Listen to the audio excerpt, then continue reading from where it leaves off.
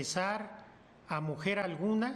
Mexico's Supreme Court unanimously ruled on Tuesday that penalising abortion is unconstitutional.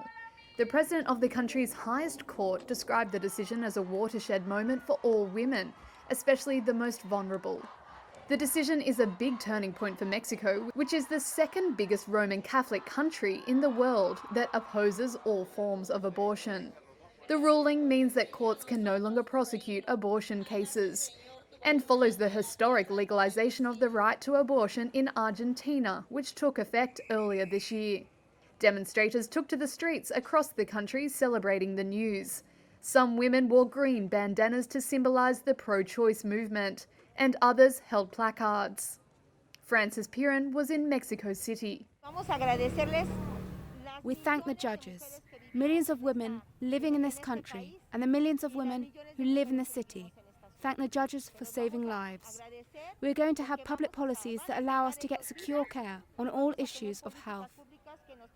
There were demonstrations, however, against the ruling too. Some said the focus should be on support for a woman or alternatives like adoption.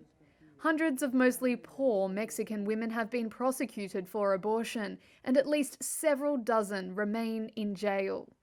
In the state of Coahuila, local government issued a statement saying the ruling would have retroactive effects and that any woman imprisoned for abortion should be released immediately.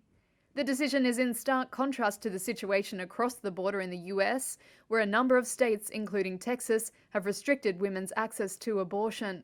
Tuesday's ruling may lead American women to travel south of the border to terminate their pregnancies.